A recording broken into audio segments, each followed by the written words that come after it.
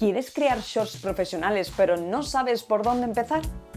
A la hora de grabar y publicar tus shorts, YouTube pone a tu disposición una serie de herramientas que te permiten mejorar notablemente la calidad. En este vídeo vamos a repasar paso a paso todas las herramientas que tienes disponibles para grabar shorts directamente desde la aplicación. Cuando accedes al menú de creación de shorts, en la parte superior encontrarás la opción Agregar sonido.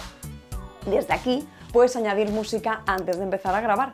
Además, al seleccionar una canción puedes elegir exactamente desde qué momento quieres que empiece a reproducirse en tu vídeo.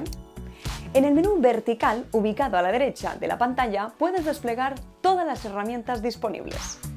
La opción Velocidad te permite ajustar la velocidad del vídeo para grabar en cámara lenta o rápida, algo muy útil para crear efectos visuales o transiciones más dinámicas. El temporizador añade una cuenta atrás antes de empezar a grabar, lo que facilita grabarte sin tener que estar junto al móvil en el momento en que comience la grabación.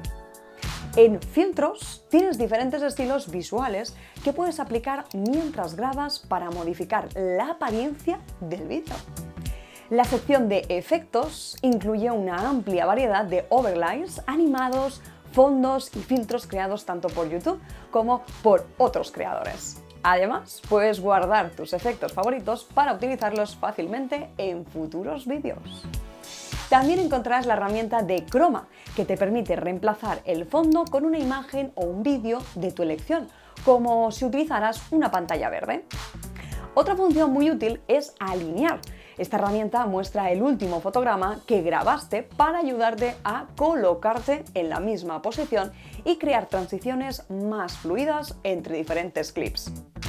Si prefieres utilizar contenido que ya tienes grabado, puedes pulsar el botón de galería en la esquina inferior izquierda.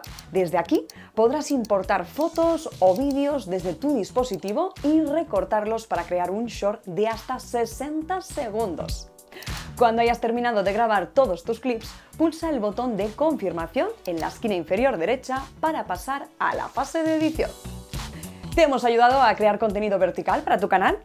Cuéntanoslo en comentarios, dale like al vídeo y no olvides suscribirte a nuestro canal para no perderte ninguno de nuestros vídeos semanales con tutoriales, novedades y consejos para tu canal. Nos vemos en el próximo vídeo.